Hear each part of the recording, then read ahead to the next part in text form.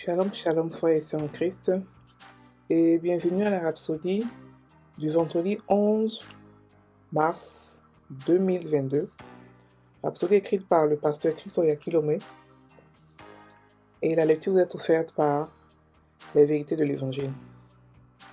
Le thème d'aujourd'hui est « Le règne de la mort est terminé ». C'est le verset de Romains 5, verset 14 qui dit « Cependant, la mort a régné depuis Adam jusqu'à Moïse, même sur ceux qui n'avaient pas péché par une transgression semblable à celle d'Adam, lequel est la figure de celui qui devrait venir. » Alléluia. Parce que Christ dit, Satan est devenu le Dieu de ce monde parce qu'il a obtenu d'Adam qui a été déchu par désobéissance, ce qui a entraîné de manière significative le règne de la mort. Souvenez-vous, Dieu avait dit à Adam, « Le jour où tu en mangeras, tu mourras sûrement. » Il parlait de la mort spirituelle. Et la mort spirituelle est la cause de la mort physique. Ainsi, notre verset d'ouverture dit, « Cependant, la mort a régné depuis Adam jusqu'à Moïse. » La loi de Moïse. Mais qui avait le pouvoir de la mort? La Bible dit, dans Hébreux 2, verset 14, « Ainsi donc, puisque les enfants participent au sang et à la chair, il a également participé lui-même afin que par la mort, il anéantisse celui qui avait la puissance de la mort, c'est-à-dire le diable. » Donc Satan était en fait derrière ce règne de la mort. Or, voici quelque chose de très intéressant que je veux que vous remarquiez. Le règne de la mort a pris fin à l'apparition de la loi de Moïse, car le règne de la mort était d'Adam à Moïse. Romains 5, verset 14 nous dit.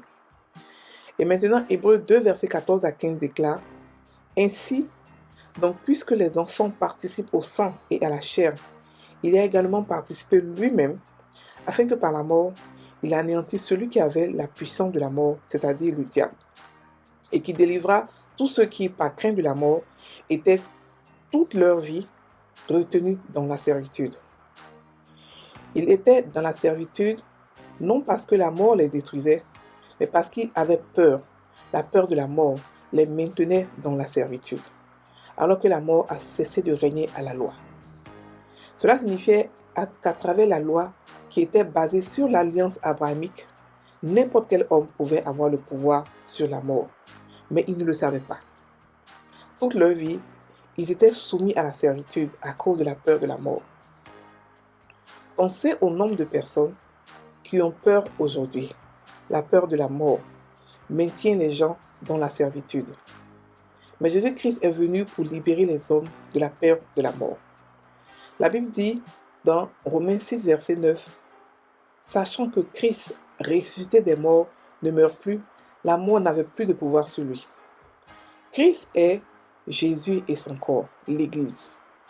La tête et le corps forment le Christ. Si la mort n'a plus de domination sur la tête, alors elle n'a plus de domination sur aucune autre partie du corps. La mort n'a aucun pouvoir sur vous. La Bible dit que vous avez été introduits dans la vie et dans l'immortalité. 2 Timothée 1, verset 10. Gloire à Dieu. Alléluia. Fin de la Rhapsodie.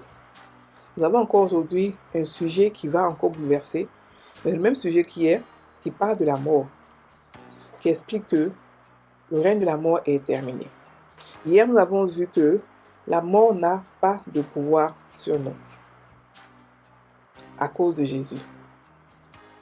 Alléluia. Nous avons vu que nous ne sommes pas soumis à la mort et que nous pouvons choisir de mourir ou de ne pas mourir. Mais aujourd'hui, la révélation va un peu plus loin pour dire en fait que la loi était venue abolir la mort. Je répète, la loi qui était pour les Juifs seulement, pas pour tout le monde. Donc ça veut dire que les Juifs avaient le pouvoir sur la mort, mais ils ne l'ont pas su. Donc beaucoup sont morts. Comme je vous dis toujours que une vérité peut être quelque part, une idée ou bien une information peut être quelque part pendant des années, et par l'expérience des gens, nous allons croire que c'est la vérité. Par exemple, beaucoup de gens disent que la foi, c'est compliqué, la foi, ceci, la foi, cela. Et cela est basé sur leurs expériences à eux. Donc, ils prennent ça pour enseigner. Mais en fait, c'est pas vraiment si compliqué que ça. Ça paraît que la mort. La mort a régné depuis des années. Et lorsqu'on vous dit que non, la mort n'aurait pas dû régner parce qu'elle a été vaincue, vous êtes choqués, oui, c'est pas possible, de quoi vous parlez. Mais en fait, la mort a été vaincue depuis longtemps. Elle a arrêté de régner depuis longtemps. Mais comme les Israéliens n'étaient pas au courant, ils ont eu la peur de la mort qui les tuait. Sinon, elle a arrêté de régner. La Bible dit que la mort a régné depuis Adam jusqu'à Moïse. Pourquoi? Parce que Moïse a apporté la loi. Et quand la loi a été établie, la mort a arrêté de régner. C'est-à-dire que son pouvoir était fini. Mais celui qui détenait ce pouvoir était là. Donc le pouvoir de la mort était terminé, mais le détenteur du pouvoir était là. Il effrayait tous les gens pour leur faire croire qu'il pouvait les tuer et ça marchait. Et beaucoup de gens sont morts. Beaucoup de gens sont morts jusqu'à Jésus. Jusqu'à ce on comprenne qu'on peut avoir le choix. Mais sachez bien que on n'est pas israélien. Donc cette loi-là ne nous concernait pas. Donc même si on était encore vivant en ce temps-là, nous, on n'allait pas être soumis à ces lois. On n'allait pas être... Les lois n'allaient pas nous couvrir, à moins qu'on devienne israélien, à moins qu'on devienne juif, déjà par cérémonie et autres. Donc la mort, il y a longtemps qu'elle n'a plus de pouvoir. Jésus est venu juste montrer, d'abord, il est venu d'abord anéantir celui qui avait la mort là.